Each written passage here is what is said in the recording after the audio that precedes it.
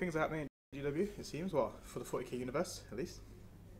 And it looks like they're pushing the story further, which is really good. To be frank, it's been a bit stagnant with the whole, like, 1 minute to midnight thing, and I'm hoping that this story will unfold, as it has shown in this book. And we get a bit more story going into maybe even the next millennium. It'd be really nice. Yeah, a bit more advancing story arc than just constantly stopping just before the end, if you know what I mean. So let's have a look. This is the first book in the Gathering Storm series, and this is a 4K. So this is the beginning. This is when Abaddon launched his latest crusade out to kill loads of people, go beat up the Emperor, you know, his usual plans.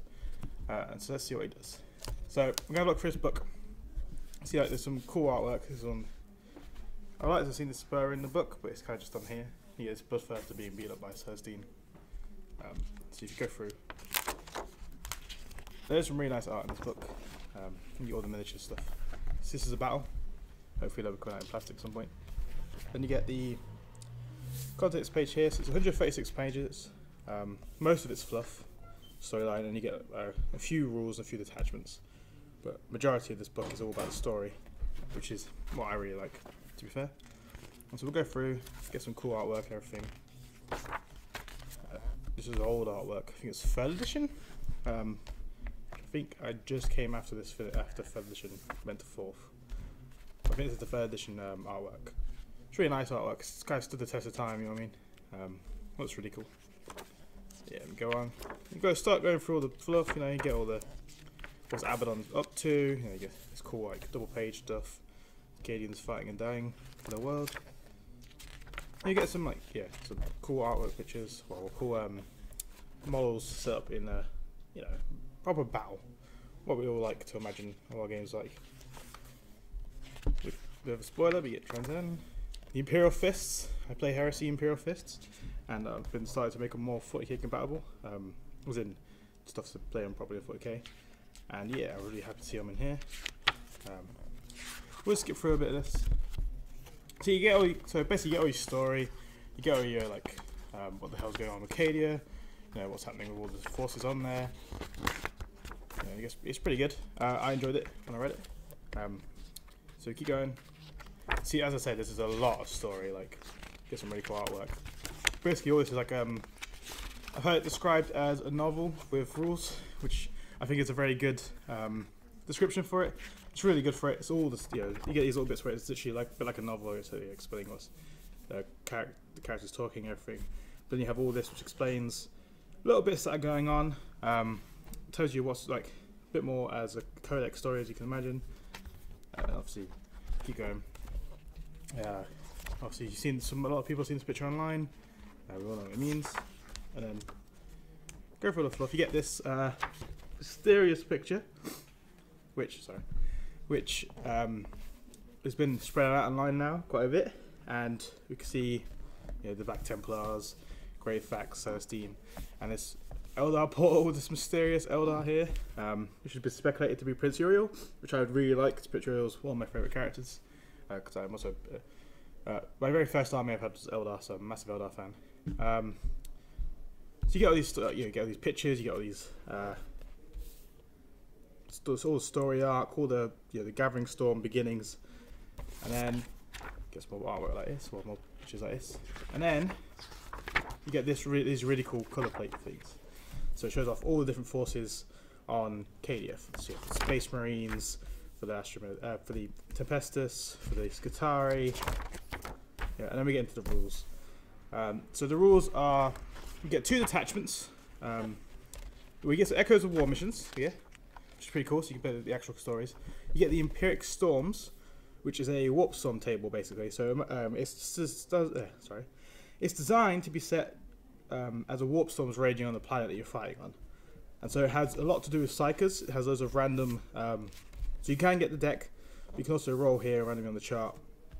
You get persistent and instantaneous stuff. So instantaneous stuff, is, as it says, immediately happens, and persistent stays around till the beginning of your next turn.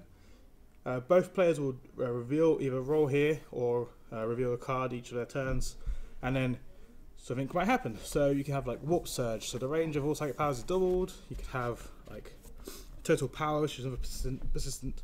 If a psychic rolls any doubles when taking a psychic test, that power is automatically manifested, and no attempts as neither which can be made as a result of it. So you get some crazy stuff like that. You can also summon. Where's it going? If you get 66, you can summon like create a demon. You and your opponent roll off, and whoever wins gets basically to choose a greater demon and give them all the upgrades. You get saved like a demon unit. You can get stuff where reroll all failed psychic tests and deny the witch tests.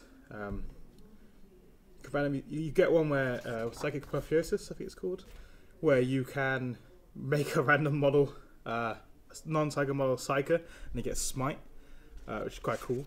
But then you have stuff that affects just the army in general. So like empiric silence gives it's all models, resilience, sorry, allows all models to add +1 to their toughness characteristic, and psychers and demons add +2 instead.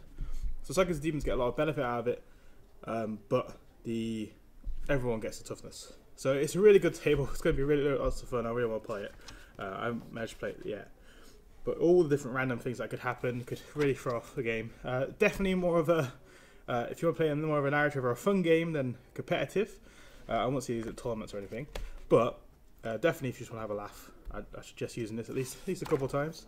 See how it goes. See how your army deals with the warp deciding to mess her around. And then we get into the missions. So these are all missions designed to allow you to play parts from the story. So you get the Scavenger War, which is between Kroll and the Orcs. We get the Sword of Defiance, which we've got some Dark Angels versus Chaos. You get the Fall of the Cregan Gates, which has a lot to do with the Black Templars. As you can see these pictures, obviously they show off what's in there. And then you get the final confrontation with like Abaddon and Thirstein.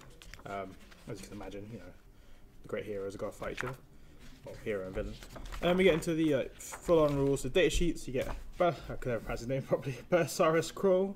So you get all his rules here. And then you get Celestines, and they're all very powerful characters, these ones. Even Greyfax, who's probably the least powerful of the lot. She's still pretty damn good. I definitely see her using her in Imperial Fist, because any of these characters can be used in any Imperial army. They obviously get certain benefits for being with their actual ones, like Celestine's War trait really helps out Access to the Battle along with her Martyrdom. Kroll helps out the Mechanicum units. And Greyfax, because she's an Inquisitor, at least she just doesn't care where she goes with, she just does her job as an Inquisitor. And then there's a new formation, which allows you to take all three, and they all can use their Warlord traits, and they all help people out, inspiring presence. So it's pretty good. So it basically allows you to take them in. You can take them in any Imperial army, as long as it's the Imperial faction. They just become part of it, so generally become HQs, because they're all HQs. They can be compulsory if you want, they don't have to be, but if you want to play that game, you can have some Space Marines led by Thirstein, which would be really good for a Black Templar army. Or you can just include them in the formation, and then have like normal HQs and everything.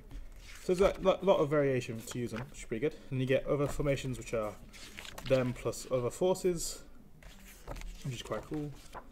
Then we get to two detachments, which are, this is the Grand Convocation, which is basically all about the two Mechanicum types. So you've got Scutari and the Cult Mechanicus. They basically just mix it all in here, and so it allows you to play those armies together without having to just ally them. You can literally play them as this. So obviously you get some minimums, you get some extra benefits for doing so, which is quite cool. It's quite a good little way of basically combining the two without just being one codex. So a lot of people prefer to have one codex, but at least it gives you some choice if you have both, because you can ally them with different people if you want to go that way. And then we get onto the Castellans of the Imperium detachment, which is Castellans, which is basically combining all of the Imperial forces except for the specific chapters like the Blood Angels, the Grey Knights, the Dark Angels, stuff like that. But it allows you to take mixed of stuff. So you could take Space Marines alongside Sisters of Battle and Guard, and at the same time, and then you could take like basically all the different forces for those, like the Black Templars alongside the Tempestus. So it allows you. So you have this. You have 2 to 4 HQs, 4 plus troops, and 0 to 6 of all the others except for 0 to 3 Lords of War. They can only be chosen from this list. and basically you just combine the forces together. So if you have a large Imperial force of mixed forces, you can just easily play a game where you have all of them. They obviously gain certain benefits for doing so, and so like you get Zealous Defenders, gives all your guys hatred, and if you max out everything except for the troops, because the troop goes infinite, you gain Zealot instead. And if you have Flocks to the front line, if a troop unit dies on a 5-up, it comes back next turn from Monger in reserve, and Lord Castellan, which allows you to reroll your Warlord trait, so a nice and easy one, along with your primary detachment. So this allows you to mix all the different forces of the Imperium together, which is quite a cool way of, so if you're going to play a big game, or even if you just want to play a little game but want to mix some elements together, it's a really nice way of doing that. So this gives you that option, or you can even have the assassins. And then we go into some of the war gear that the big guys carry. You get some relics, which are pretty cool. This lot can only be included if you take Crown. This lot can only be included if you take Celestine, but they can go on any other person. So you can have a Space Marine Captain with like the Shroud of the Anti-Martyr, or a Imperial Guard Commander if you really wanted. And yeah, that's pretty much it. And then you get some Inquisition tactical cards. I don't know why they're in here, but I guess it's just they had an extra page. It's quite cool. You get some like if you're playing pure Inquisition, or even just use them as your primary, you can have these and do some bonus missions and Maelstrom missions. But yeah, that's pretty much for Cadia. Obviously, it's been out about a week now, or just under a week. So a lot of people are seeing what's happening online.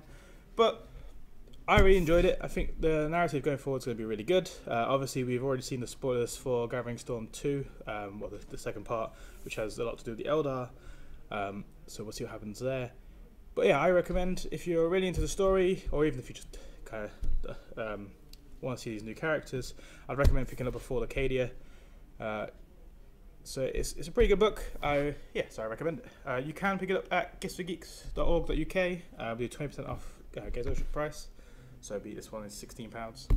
So yeah, fight for the Emperor and protect Cadia. Well, what's left of it, I guess. Alright, cheers guys, signing off, goodbye.